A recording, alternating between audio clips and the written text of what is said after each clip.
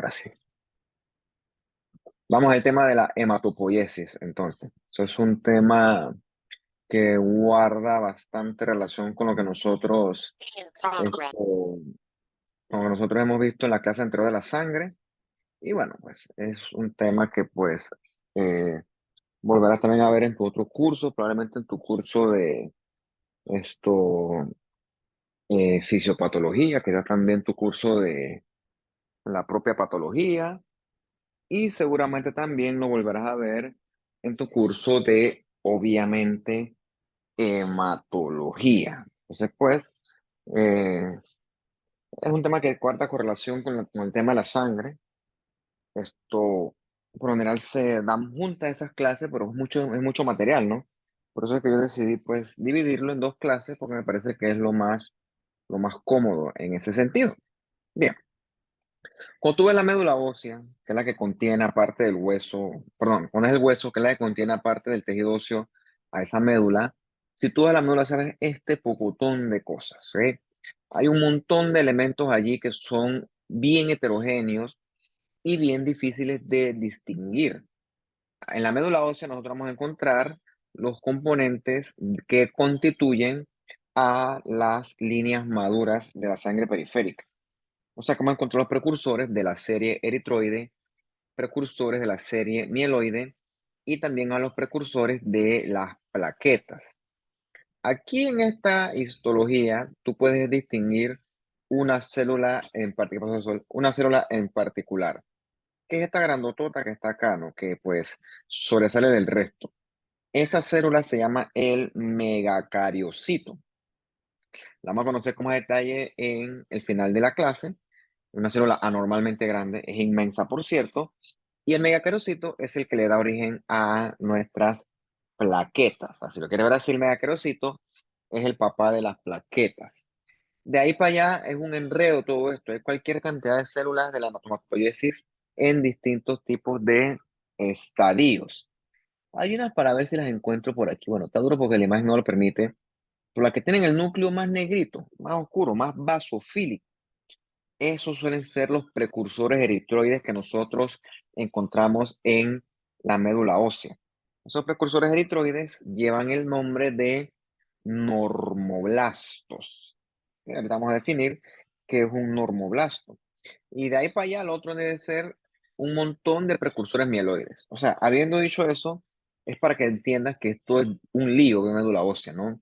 No creas que como que, mira, ve, ahí hay esto, hay tal cosa. No, porque las células son muy parecidas y suele ser necesario la caracterización fenotípica de estas células a fin de poder identificar que todas las correspondientes poblaciones estén adecuadamente presentes. ¿Por qué? Porque si alguna está disminuida o está aumentada, sobra decir que eso sería patológico. ¿Qué pasó, Sol? Dime. Espérate, que estoy tratando de trabajar. Dame chance. Pues quédate aquí tranquila, pero no te puedes poner encima de la computadora.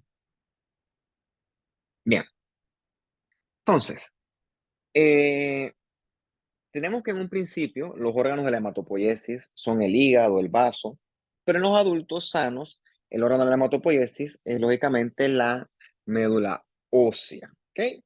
Entonces, gracias a esa médula ósea, tú tienes en tu sangre periférica eritrocitos maduros, neutrófilos, monocitos, plaquetas y otros leucocitos, ¿ok? Que en una persona sana son perfectamente competentes. Cuando hay algún tipo de problema, tipo anemia, que no mejora, que no resuelve, una leucopenia muy anormal o una leucocitosis marcada. O sea, cuando hay algo que pues está extraño y excede el alcance normal, entonces nos toca a nosotros estudiar la médula ósea, ver cómo están esos precursores a fin de ya sea diagnosticar o descartar algún problema a nivel de esa hematopoiesis.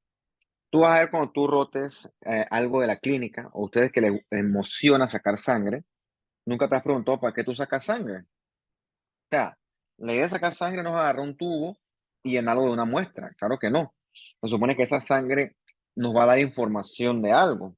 Por ejemplo, tu hemoglobina ahorita, qué sé yo, es de 15. A veces puede ser en 10, a veces puede estar en 18. Cómo esa hemoglobina baja o sube tiene que ver con los precursores que se encuentran a nivel de la médula ósea. Esos precursores se pueden dividir, pueden estimularse y formar mayor cantidad de eritrocitos maduros, por así decirlo. En ese sentido, la médula ósea está llena de células madres, ¿no? Células madres que corresponden a distintas líneas de la hematopoiesis que bajo cierta estimulación pueden entonces darte un montón de celulitas maduras en tu sangre periférica. Por ejemplo, tú tienes línea mieloide, tienes precursores eritroides, precursores mieloides, precursores de línea de plaquetas, tienes precursores linfoides, y todos estos son células madre. ¿Por qué? Porque dan origen a una célula madura y también se queda en la médula ósea la forma precursora. Eso es lo normal. Esos precursores que le llamamos esencialmente blastos, esos precursores a veces desde el punto de vista morfológico son muy parecidos y por lo tanto uno tiene que caracterizarlos fenotípicamente. Esa caracterización fenotípica en tejidos se puede hacer por inmunistoquímica, pero en sangre, la muestra líquida, es superior a hacer la citometría de flujo para ver cómo están los blastos, si están presentes, si están ausentes, si están disminuidos, si están aumentados. Todo eso es válido en este tipo de estudios de estas enfermedades hematolinfoides. Bien, entonces, en algún principio, nosotros tuvimos un precursor único hematopoyético. Y este precursor dio entonces a las principales líneas de la sangre, que son la línea mieloide que está acá y por acá su contraparte, la línea linfoide. Hoy vamos a hablar principalmente de la línea mieloide, que incluye entonces al eritrocito, a los granulocitos y a las plaquetas con los megacariocitos. Y la otra semana que hablemos del sistema linfático o linfático linfoide o los órganos linfoides, hablaremos entonces de la línea linfoide como tal, ¿no? Entonces, vamos a simplemente concentrarnos principalmente en la línea mieloide. Entonces, como te dije antes con el tema del hemograma, ¿cómo el hemograma varía? ¿Por qué, por ejemplo, si yo me infecto, mis leucocitos aumentan? ¿De dónde yo saco tanto leucocito? Bueno, de los progenitores que están en la médula ósea, que bajo estímulos dados, pues pueden comenzar a proliferar y aumentar los números de neutrófilos, por decirte algo. En este caso, el estímulo es un ejemplo puede ser lo más clásico, algo infeccioso. El paciente adquiere una neumonía, está lleno de neumococos, y esos neumococos hay que eliminarlos, porque si no el paciente pues se puede y se va a morir. Entonces, ¿cómo contrarrestamos ese montón de neumococos que son bacterias? Bueno, sacando un montón de neutrófilos desde la médula ósea. ¿Cómo hago eso? Estimulando a que los precursores mieloides se dividan. ¿Y eso cómo se logra? Con factores de crecimiento. Existen cualquier cantidad de factores de crecimiento para nuestras líneas o células de línea precursora. Eso lo vemos, por ejemplo, cuando hablábamos nosotros de la eritropoyetina. La eritropoyetina es un factor de crecimiento que es útil cuando el paciente está anémico y no responde a tratamiento, porque esa eritropoyetina estimula a que los precursores de la médula ósea se comiencen a dividir, se comiencen a multiplicar y el paciente puede obtener su montón de precursores. ¿Ok? Eso es bien útil en este sentido.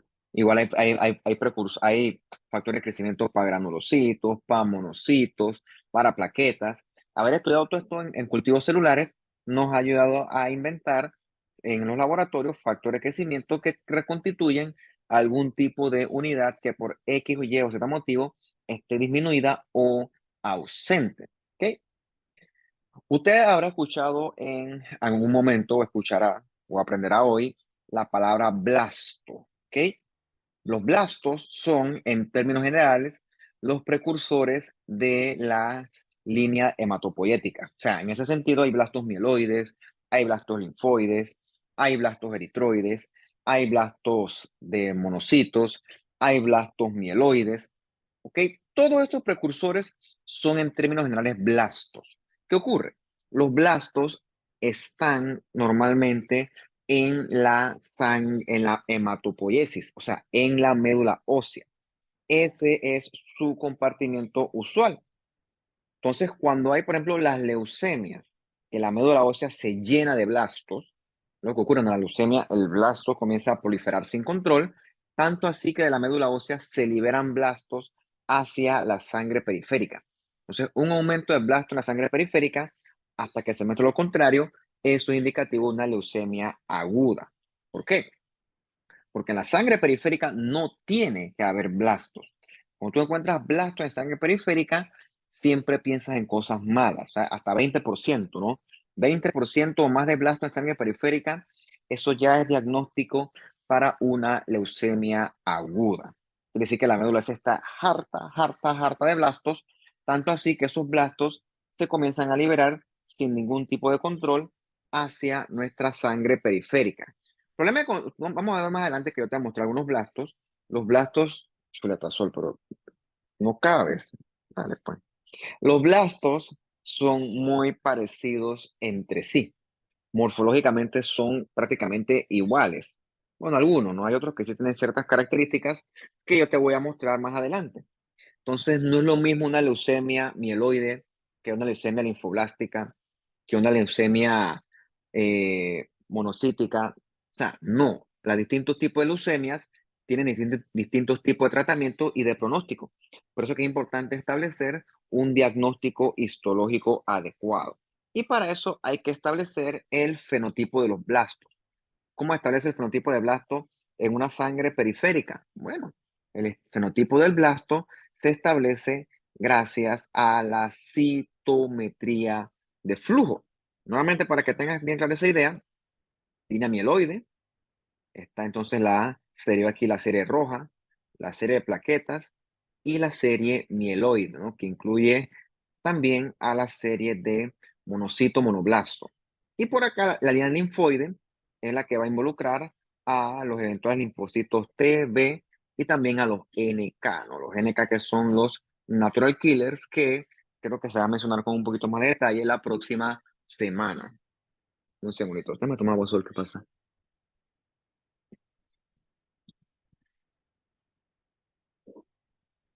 Sí.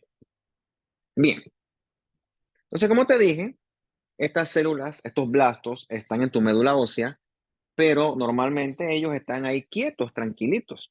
¿Ok? Por ejemplo, yo ahorita mismo no estoy infectado ni nada similar, por lo tanto, yo no requiero que mis blastos mieloides proliferen. Pero bueno, ponte que si agarro una infección, entonces mi blasto mieloide debe proliferar porque yo requiero neutrófilos maduros en sangre periférica. ¿Quién estimula a que ese blasto prolifere? Bueno, el que hace eso es un factor estimulador de colonia, en este caso de línea mieloide. Entonces, cuando ya yo gano la guerra contra el neumococo, mi blasto deja de proliferar porque la señal se acaba. ¿Ok? Si la señal es sostenida, eso sería patológico. Como te dije, uno que tenemos bastante nosotros es la eritropoyetina, que cuando el paciente por X, Y o Z motivo está anémico, tu riñón comienza a producir eritropoyetina, que es el factor de crecimiento que va hacia nuestra médula ósea y estimula a que los precursores eritroides se comiencen a diferenciar y así tú tengas más eritrocitos para poder compensar esa pérdida en la anemia. Pérdida que puede ser variable, puede ser que sea por deficiencia de hierro, deficiencia de folato, de vitamina B12, por hemólisis, por sangrado. El diferencial de la anemia es bien amplio y eso pues lamentablemente no lo podremos nosotros ver en la clase de hoy. Creo que tienes un montón de factores de crecimiento. Yo le hablé de la eritropoyetina, pero tienes también la trombopoyetina, factores estimuladores de granulocitos, de monocitos. Realmente hay bastante, ¿no? Hay un pocotón de factores de crecimiento. Bien, vamos entonces a hablar de la médula ósea como tal, ¿no? Entonces, la médula ósea se encarga de recambiar tu sangre constantemente. Bueno, no tu sangre, más bien las células que se encuentran en tu sangre. Por ejemplo, nuestros eritrocitos viven en promedio 120 días. Pasado ese tiempo, son destruidos en el vaso. Entonces, ¿cómo reemplazo yo ese eritrocito que perdí yo en mi vaso? Bueno, lo reemplazo de parte de los precursores eritroides que se encuentran en la médula ósea. Eso ocurre constantemente a cada rato en una médula ósea que está sana y está en la capacidad de reponer esas líneas que se están perdiendo. ¿Ok?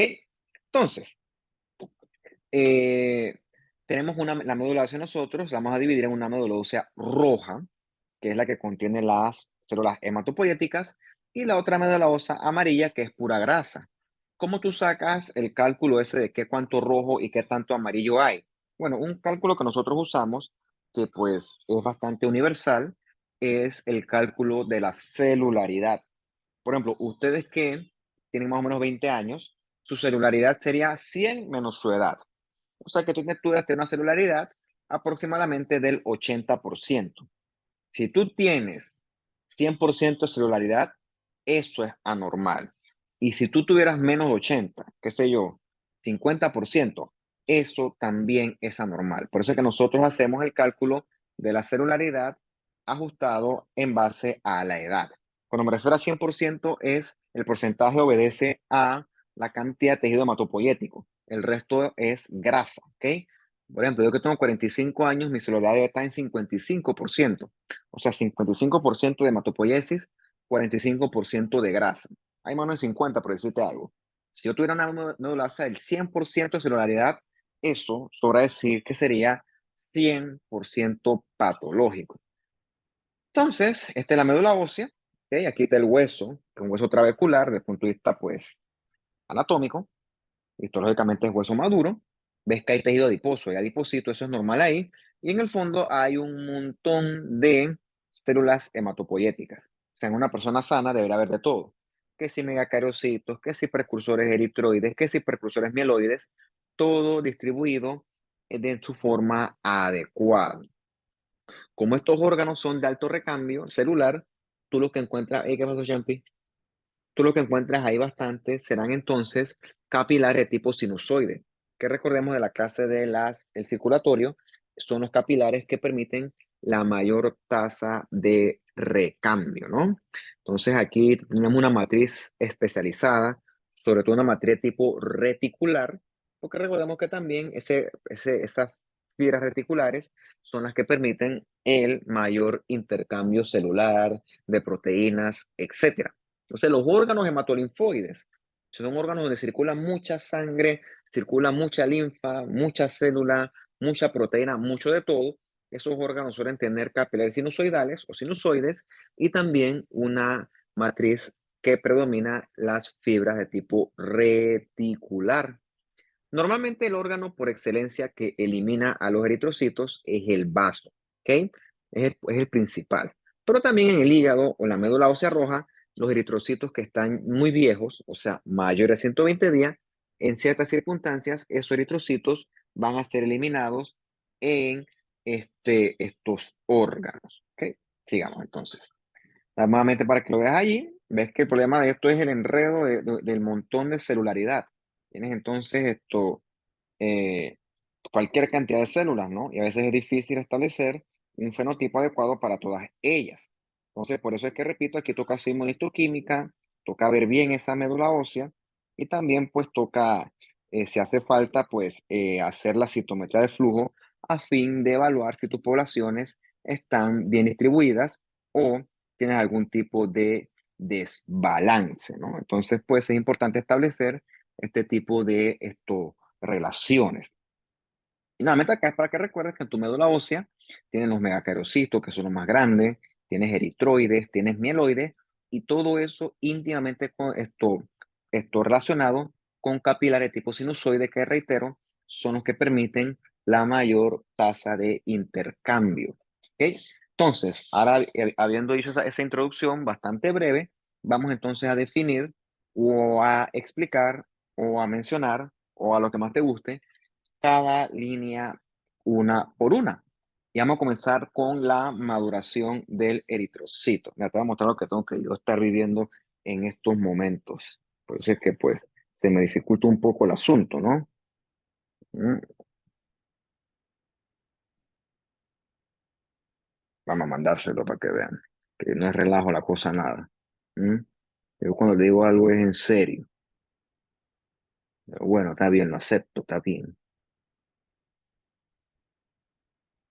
Pareciera que eso estoy dando la clase. Bien, el eritrocito, nosotros los conocemos bastante bien ya. Lo hemos mencionado en el principio del curso, como la célula estándar que abunda en la sangre, la célula que predomina en la sangre, que es una célula que es diferente al resto. Vamos a definir por qué. Pista, no tiene núcleo. Yo le dije a la vez pasada, Chuzo, dime 3 células que no tengan núcleo. Cha, está difícil esa pregunta, ¿no? Una de ellas, curiosamente, es el eritrocito, y entonces lo otro es que esta célula es rojita, no tiene organelos. Prácticamente lo que tiene es en su citoplasma un montón de hemoglobina. Esto corresponde a la diferenciación terminal del eritrocito.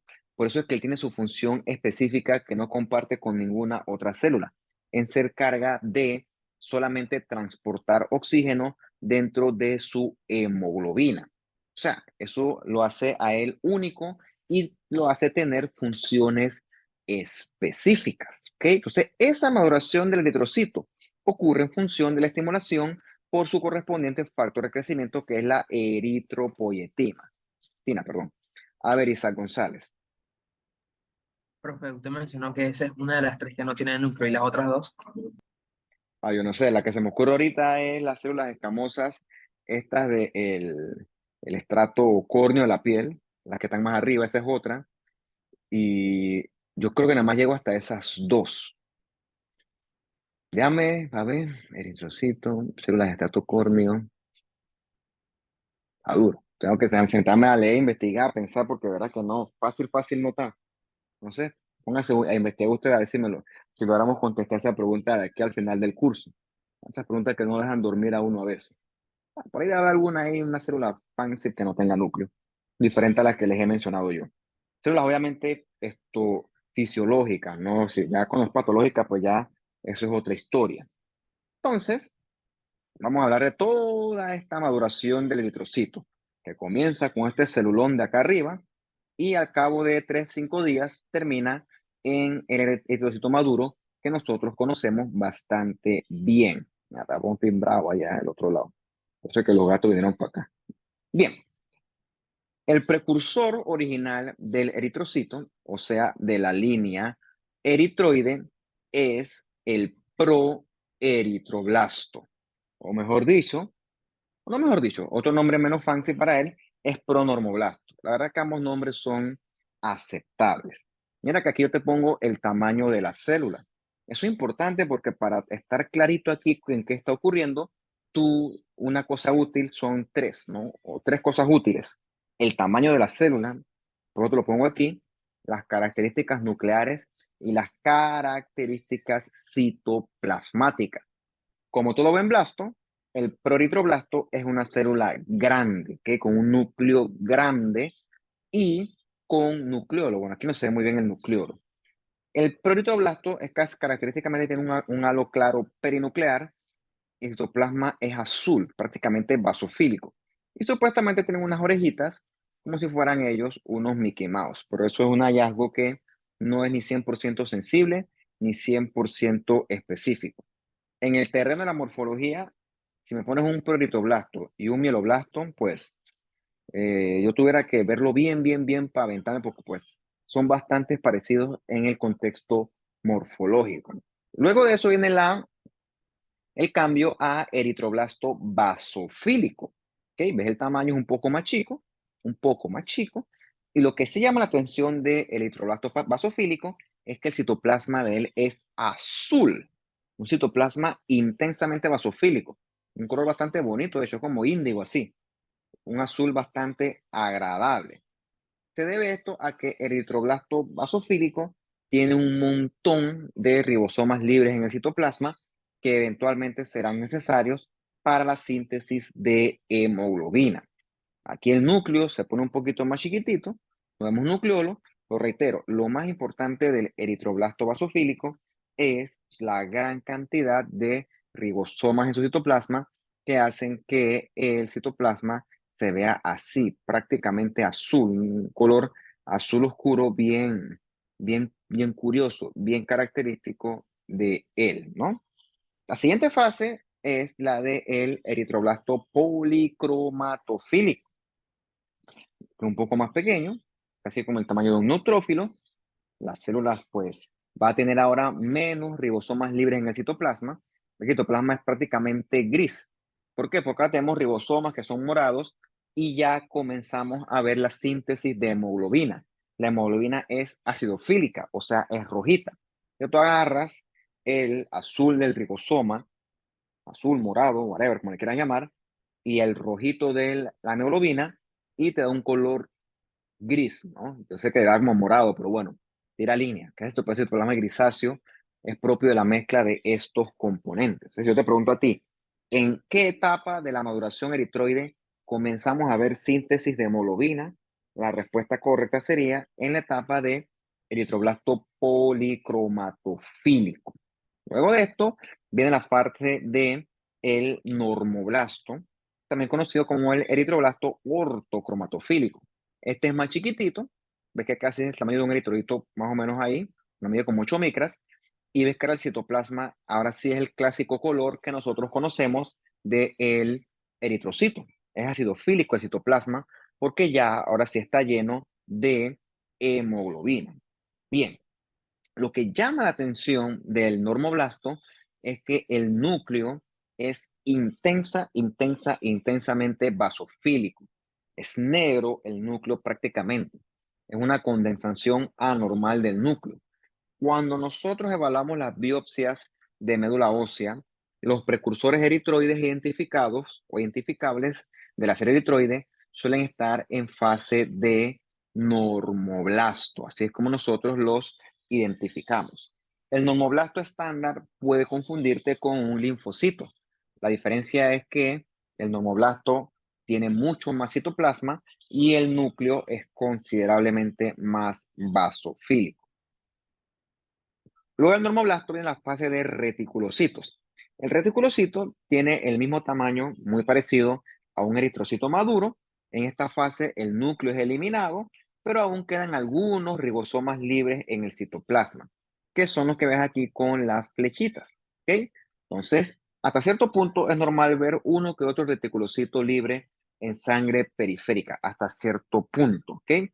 Esto no lo puedes ver con tinción de rutina, se ven ellos con tinción supravital, que es la azul de metileno o esa azul cresil brillante. Bien, ¿en qué condiciones nosotros vemos aumento de los reticulocitos en la sangre? Bueno, por ejemplo, cuando hay mucha hemólisis, o sea, mucha destrucción de los eritrocitos. Tanto así que esa destrucción aguda, abrupta, hace que tus precursores eritroides comiencen a liberar cantidades masivas de eritrocitos para reemplazar esa pérdida. Se libera tan rápido ese montón de eritrocitos que sin querer queriendo se nos escapan algunos reticulocitos a la sangre periférica. Por lo tanto, un aumento de estos reticulocitos en sangre periférica, que se llama reticulocitosis, te indica a ti que tu médula ósea está desesperadamente tratando de compensar. ¿Ok? Quiere decir que hay una pérdida aguda y abrupta de sangre, de eritrocitos, y que tu médula ósea está haciendo lo posible por compensar esa pérdida. Y bueno, ya para qué mencionarlo, ya lo conoce bastante bien, la fase de eritrocito maduro, donde solamente encontramos pura hemoglobina dentro del citoplasma. Y él vivirá así más o menos unos 120 días. Pasado ese tiempo, se atascan en el vaso y allí pues son eliminados y reciclados para sus sucesores eritrocitos. Lo tenemos aquí grandotote el proeritroblasto. Por acá el citoplasma azul del eritroblasto basofílico. Acá este OE, que ese es el normoblasto, el núcleo es bien negrito, bien basofílico. Y acá finalmente tenemos a los reticulocitos que aún muestran algo de ribosomas libres en su citoplasma. Bien, habiendo dicho eso, entonces vamos a pasar a la siguiente línea, que es la línea del granulocito. Recordemos que aquí encontramos tres células, esencialmente pues me está mordiendo, el neutrófilo, el basófilo y el eosinófilo. Bien, como realmente el neutrófilo es por lejos el más abundante, entonces nosotros vamos a dirigirnos aquí a hablar solamente del neutrófilo. Vamos a obviar a el basófilo y al eosinófilo. Bien, Recordemos de la clase anterior cuando hablamos de los granulocitos y de los agranulocitos, que los que caracterizaba a estas células era la presencia de gránulos citoplasmáticos, ¿ok? Que serán dependiendo de la célula que tú estés estudiando. Habrá gránulos azurofílicos que son comunes y gránulos específicos que esos sí son únicos en cada granulocito como tal. O sea, son únicos en el neutrófilo, únicos en el eosinófilo y únicos en el basófilo. Esos gránulos no están siempre allí. Esos gránulos se van adquiriendo sobre la marcha durante la maduración del granulocito, ¿no? Y son los específicos los que le proveen a cada célula en específico su respectiva función. Salud, Sol. Vamos a ver entonces que tenemos aquí varias líneas de maduración. Comenzamos por el mieloblasto, el promielocito, y ahí nos vamos hasta que eventualmente quedamos en el neutrófilo maduro como tal. Bien, el primero que haremos es el mieloblasto. De aquí yo nomás veo esto y veo que esta célula es gigante si la comparas versus un eritrocito estándar. Entonces, el mieloblasto es la célula más inmadura de todas las líneas mieloides. Son células con un núcleo enorme. El citoplasma, pues aquí dice que es escaso citoplasma. A veces puede tener mucho citoplasma. Y es escaso porque pues lo que realmente abunda aquí es un núcleo grande con menos cantidad de citoplasma. ¿Ok? Es el núcleo lo que sí es más prominente. Y podemos a veces encontrar muchos gránulos astrofílicos. Tanto así que ellos se fusionan y forman una estructura característica del mieloblasto que se denomina el bastón de Auer o los Auer rods. Mira esta célula que está aquí, ¿no? Es un mieloblasto. ¿Ves? Creo que el citoplasma sí es considerablemente más abundante. Y y si hacemos zoom, a ver si me puede permitir, ¿ves esta línea rojita que está aquí? Ese es un bastón de Auer, un Auer rod. Igual esté por acá abajo. También acá, ¿ves estas rayitas aquí, estas líneas moraditas o fusion en el citoplasma de este mieloblasto? De este blasto, mejor dicho. Esos son bastones de Auer. ¿Ok? Cuando tú ves bastones de Auer, eso te indica a ti que estamos estudiando un blasto con muchos gránulos azurofílicos, que con bastante certeza debe corresponder con un mieloblasto. La siguiente fase es la de promielocito. Curiosamente, el promielocito es un poco más grande que el mieloblasto. Y tú ves que lo que resalta de él es la gran cantidad de citoplasma que él tiene, que está lleno de gránulos, sobre todo azurofílicos. Una célula con una cantidad anormalmente grande de gránulos azurofílicos, un pocotón. El núcleo también sigue siendo grande, pero ahora sí lo que es característico es la gran cantidad de citoplasma de esta célula. La fase del mieloblasto y promielocito es común en los tres granulocitos. Son lo mismo, ¿no? Ya después entonces de la fase del promielocito se comienzan a sintetizar los gránulos específicos y entonces cada respectivo granulocito agarra por su propia línea de maduración. Como les dije, yo aquí voy a hacer énfasis en la maduración del neutrófilo. ¿Ok? Mira este que está acá, ¿no? Tiene muchos Auer rods, un montón de bastones de Auer. Esa célula en particular tiene un nombre, ¿ok? ¿Por qué? Porque es característica de una leucemia que es bien potente, que es bien agresiva, que es la leucemia promielocítica aguda. O sea, esa célula que la constituye se llama la Fagot cell. Fagot, no sé cómo dice en español, Fagot, es característica de la leucemia promielocítica aguda, que tiene característicamente la translocación 15-17, que da como resultado el gen de función PML rara. Cuando tú haces el diagnóstico basado en la morfología, la citogenética y la biología molecular, si el paciente tiene esta leucemia promielocítica aguda, el tratamiento es dirigido y al paciente le va bastante bien.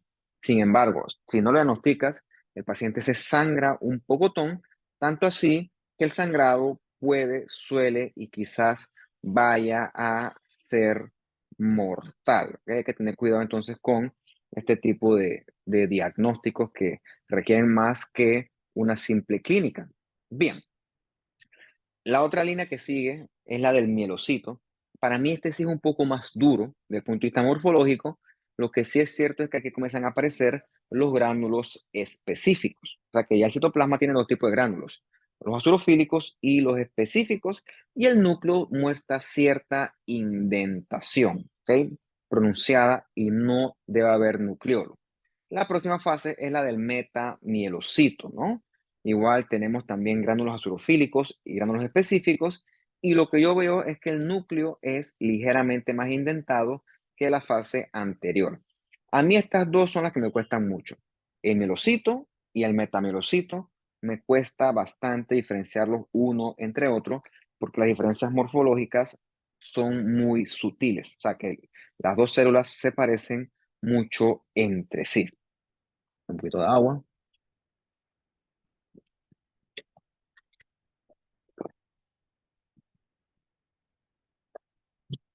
La siguiente célula que sigue en esta línea de maduración es el neutrófilo en banda.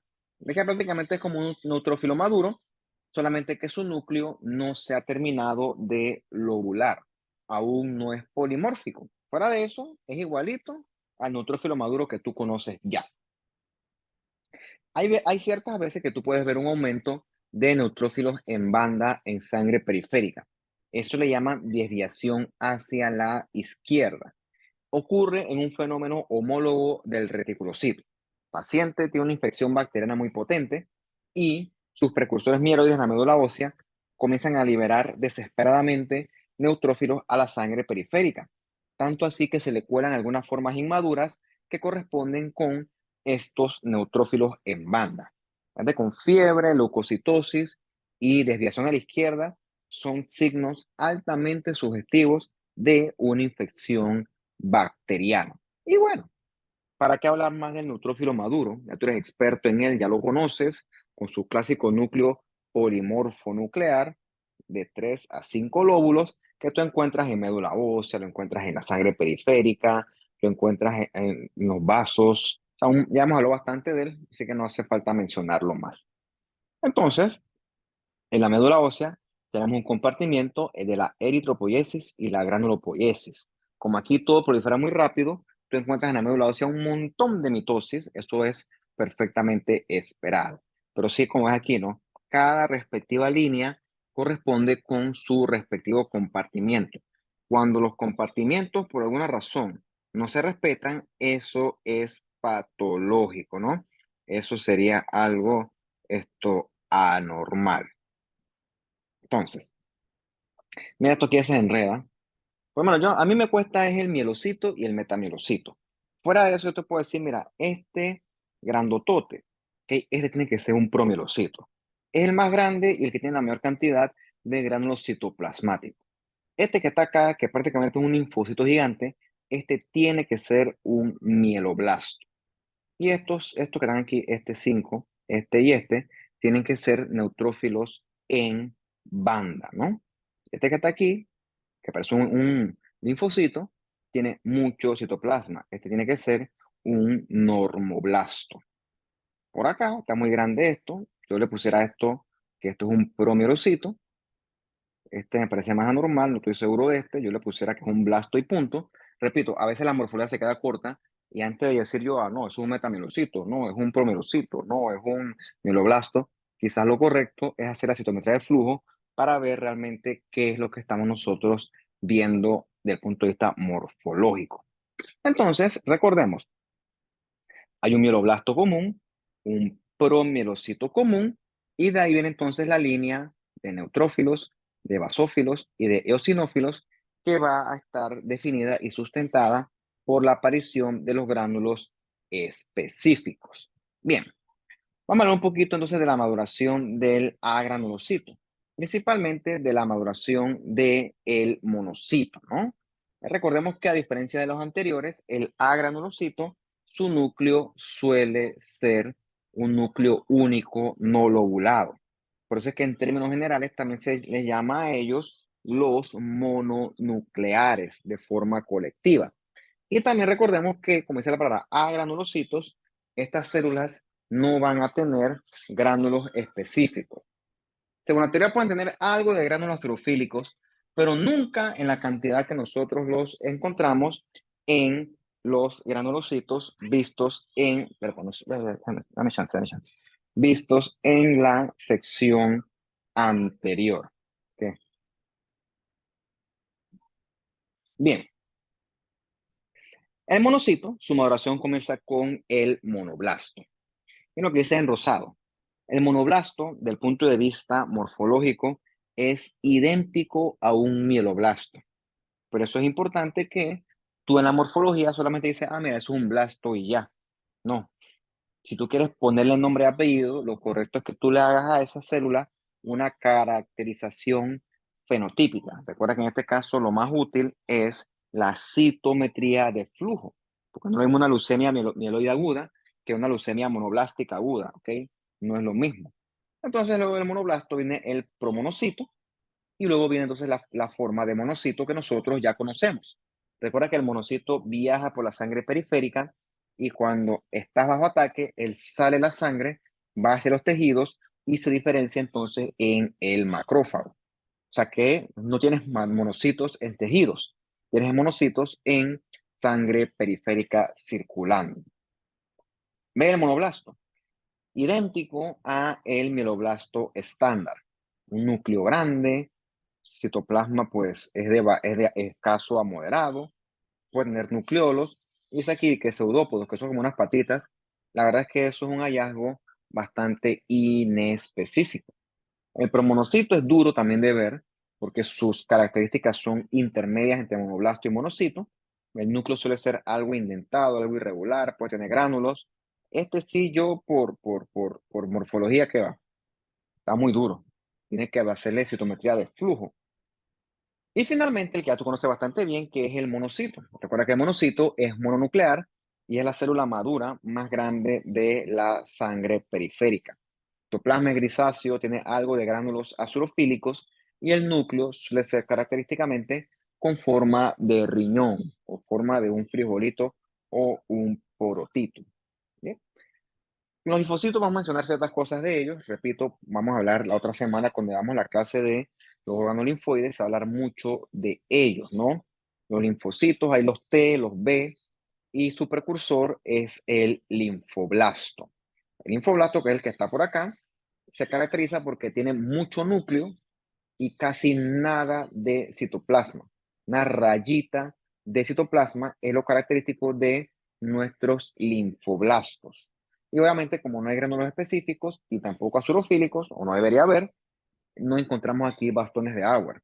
El Auer rod es un hallazgo característico del mieloblasto. ¿Sí? Entonces, cuando el linfoblasto va madurando, se pone más chiquitito, esto poco a poco desaparece el nucleolo y va a depender si es un linfoblasto B o T, porque las funciones van a ser distintas. Repito, las funciones eso lo vamos a definir con más detalle en nuestra próxima clase. Bueno, mira, vamos a ver una cosa aquí que sí es interesante, ¿no? El tema este de las neoplasias hematolinfoides en términos generales. Bien, entonces recordemos que en nuestra médula ósea hay línea eritroide, hay línea mieloide. Para mí un rato que no puedo estar en la espalda ya. Lo siento, no puedo cargarte toda la mañana. Ahora vengo, ahora vengo. En la médula ósea hay línea mieloide, hay línea eritroide y hay línea de plaquetas, o sea que hay línea de megacariocitos. Bien, ¿qué ocurre? Cuando hay una neoplasia en la que los blastos proliferan, el blasto prolifera tanto que el blasto comienza a desplazarme mis líneas originales. O sea, el blasto me desplaza la línea correspondiente a la cera eritroide, me desplaza a la cera mieloide y me desplaza también al compartimiento de los megacariocitos. Entonces, de ahí es que se derivan las características clínicas de las leucemias agudas. O sea, si mi montón de blastos de médula ósea agarran y desplazan a mis precursores eritroides, yo no voy a tener eritrocitos en sangre periférica. Por eso es que el paciente con leucemia puede estar anémico. Lo otro es que los blastos me desplazan mi serie mieloide normal, o sea que yo no voy a tener neutrófilos maduros en sangre periférica. Por eso es que el paciente con leucemia aguda puede estar susceptible a infecciones, neumonía, infecciones de tejidos blandos, X, ¿no? Cualquier tipo de infección, él no se va a defender adecuadamente. Y lo otro es que si me desplazas a mis megacarocitos, no tendré yo plaquetas maduras. Por lo tanto, el paciente esto, tiene sangrados con mucha facilidad. Ese clásico paciente que, sobre todo los niños, ¿no? O sea, lava los dientes y fijo, eso es sangrerío cada vez que se lavan los dientes. O sea, el pelito no puede ver el cepillo de dientes, literalmente, porque de una vez las encías le comienzan a sangrar. O sea, eso no es normal, la mamá se preocupa, lo llevas entonces al cuarto de urgencia, le hace un hemograma y tiene leucocitosis en 50, 60, 70, hasta 100.000 se puede dar. Eso es altamente sospechoso de una leucemia aguda. Ya después decirle si es linfoblástica, si es mieloide, si es proeritroblástica, whatever, eso se define es con los estudios que nos den un adecuado fenotipo. Recuerda que en este caso de médula ósea, lo más adecuado es la citometría de flujo. Entonces, por eso es que el paciente con leucemia va a estar anémico, va a estar susceptible a infecciones y va a tener sangrados con mucha facilidad. Paciente con leucemia aguda no se queda calvo, ¿no? La calvicie, en este caso la palabra correcta es alopecia, es producto del tratamiento. Eso es una cosa que hay que dejar clara. Esa alopecia que es característica del paciente con leucemia aguda, esa alopecia no es producto de la leucemia, es producto del tratamiento, que en este caso tiene que ser sistémico. Entonces, mira aquí esta médula ósea está llena de células monótonas, puroblastos. Tú no vas a encontrar ahí serie eritroide, tú no encuentras ahí tampoco serie mieloide madura, no encuentras megacarocitos. Eso está todo monótono, está eso sobresaturado de un pocotón de blastos. Bien, y yo creo que esta es la última que vamos a discutir hoy. Vamos a discutir un poquito de las plaquetas, ¿ok? Entonces, el precursor original de las plaquetas es el megacardioblasto, ¿no? ¿Quién estimula que el megacardioblasto se diferencie y eventualmente esto forme las plaquetas maduras que nosotros conocemos? Bueno, un factor de crecimiento que se llama la trombopoyetina. Mira que el megacardioblasto, que es el que está aquí en el centro, es una célula anormalmente grande, mide hasta 50 micras, y su núcleo se caracteriza por ser multilobulado, lo que le da esa apariencia que parecerá ser el multinucleado. Realmente el núcleo es multilobulado, tiene mucho nucleolo. Esto ocurre porque el megacardioblasto tiene un fenómeno que se llama la endomitosis, o sea que el DNA se replica, pero no hay división celular como tal. O sea que la célula replica su material genético, pero no como tal no se divide. Se llama endomitosis. Eso hace que el núcleo sea poliploide. ¿Qué significa poliploide? Por ejemplo, tus células somáticas tienen 46 cromosomas, o sea, 23 y 23, o sea, tienen un par de cromosomas cada célula. Bueno, dos pares, como lo quieras ver. Poliploide es que hay un número mayor a esos dos pares, tres, cuatro pares. Esto es normal en los megacarioblastos y también en los megacariocitos. Megacariocitos sí se pasa de tamaño, es probablemente de las más grandes de las células, midiendo hasta 150 micras. Un citoplasma abundante, rosado, lleno de mitocondrias y lleno de eventualmente los gránulos específicos necesarios para la función de las plaquetas. Lo ves aquí, ¿no? El megacariocito es la célula más fácil de identificar durante el estudio de la médula ósea, por su tamaño anormalmente grande. Supuestamente tú puedes encontrar megacarocitos en vaso o pulmón. Eso yo lo vi fue en las autopsias de los pacientes con COVID. O sea, que normal, pues no es, pero sí puede pasar. ¿Ves lo enorme del megacariocito? En el metatarso también hay ese fenómeno de endomitosis, por eso es que el núcleo se ve con muchos núcleos, por así decirlo, ¿no? Pero realmente lo que es multilobulado. Y compara el tamaño del megacariocito con los pobres neutrófilos. O sea, es una célula, pues, es grande, pero en este caso es anormalmente grande, ¿no? Es una célula enorme. ¿Se escucha, Sol?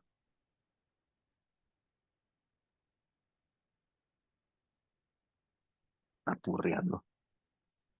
Bien, ve entonces que el megacarocito está íntimamente relacionado con los capilares sinusoides de nuestra médula ósea. En ese punto, el megacarocito tiene unas patitas, unos procesos citoplasmáticos que le llaman las proplaquetas. La proplaqueta entra en ese endotelio de ese capilar sinusoidal y ahí entonces los microtúbulos comienzan a alargarse y a cortarse para formar eventualmente las plaquetas que van hacia la circulación periférica. Estos serán el megacarocito. Ves que hay como muchos pliegues en el citoplasma, ¿ok? Se llaman membranas de demarcación. Estas membranas se alargan, se acortan, basados en movimientos dinámicos de microtúbulos que hacen que de un solo megacarocito salgan, cualquier cantidad de miles de plaquetas. Como te dije, bueno, hasta donde yo sé, nadie se ha muerto por falta de plaquetas. Realmente, pues bueno, yo tengo poquitas plaquetas, yo sangraré, pero no es una cosa que voy a sangrar así, que mínimo me va a desangrar, no. Sangrado con facilidad, o sea, me golpeo, me hago moretones, o tengo estas lesiones en la piel rojitas que se llaman petequias. Lo peligroso de una plaquetopenia o una trombocitopenia, que es el nombre correcto, es que si tú estás trombocitopénico y necesitas un procedimiento quirúrgico, es una contraindicación. ¿Por qué? Porque en lo que a ti te abran, te metan un bisturí o algo, tú vas a sangrar. ¿Ok? Entonces, eso está contraindicado. Esa era como la consecuencia más terrible de una trombocitopenia. Suelen ser enfermedades, las trombocitopenias, la gran mayoría son autoinmunes. Tienes autoanticuerpos que destruyen a tus propias plaquetitas, suelen corregir con inmunomodulación, o puede ser que haya una trombopoiesis, una megacariopoiesis inefectiva. Suele asociarse eso a deficiencias de ácido fólico o vitamina B12 en el contexto de esta anemia megaloblástica. Ay, ¿qué pasó, Isa González? Pues entonces no importa si la tienes, o sea, si tus plaquetas llegan a cero, siempre y cuando no te cortes. Teóricamente, o sea, no te vas a morir por eso. O sea, tampoco es que estás sano, pero realmente, pues, no te vas a morir por tener las plaquetas. Ponte que no es cero. Yo he visto pacientes con plaquetas en 5.000. Lo normal es hasta aquí, es 500.000, pero con 5.000 el paciente vive bien. O sea, vive, pues, no que vive. O sea, sí, obviamente se corta, va a sangrar y es un problema, pero mientras no sangre no pasa nada, no se va a morir. Sin embargo, si tú tienes una hemoglobina en 2, eso sí es peligroso, o unos neutrófilos por el piso también es peligroso porque eres susceptible a infecciones. Probablemente decir que las plaquetas es una urgencia, que hay que correr, que Dios mío, el paciente, pues no, realmente no, pues. O sea, la consecuencia clínica no es tan dramática si la compararas, por ejemplo, versus una neutropenia o una anemia muy, muy, muy marcada. En ese sentido, la trombocitopenia, pues no es así tan urgente que hay que salir corriendo tampoco. Mira, esta está cortita. Qué bueno. Listo. Preguntas, dudas, comentarios. Sí, profe, con respecto a eso, es que la gente a veces cuando le da dengue, ven que tienen que Ajá. conseguir donor de plaquetas rapidísimo porque, no sé, pues sienten que se va a morir. Ok, lo que pasa es que en el dengue hay un componente hemorrágico. Entonces, el problema es que si el paciente con dengue sangra, ahí sí las plaquetas bajitas son un problema.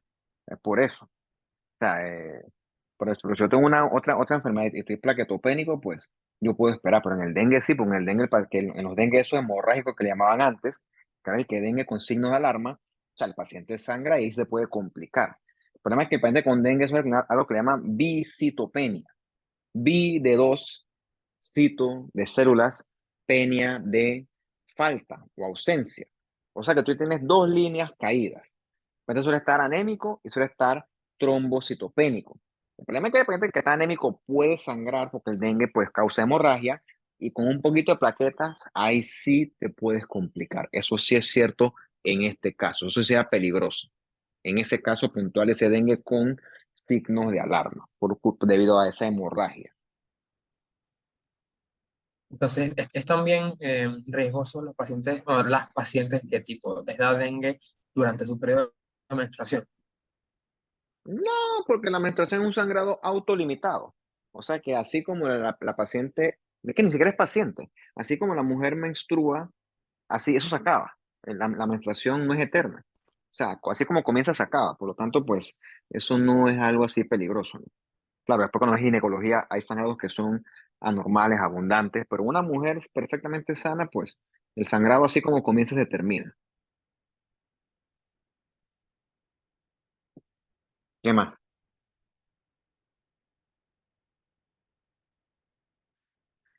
Bueno, jóvenes, pues los dejo aquí para que ustedes hagan sus actividades y yo voy a pues asistir a la graduación de sus compañeros. Entonces, despídete, Sol. Chao. Cuídense. Hasta luego.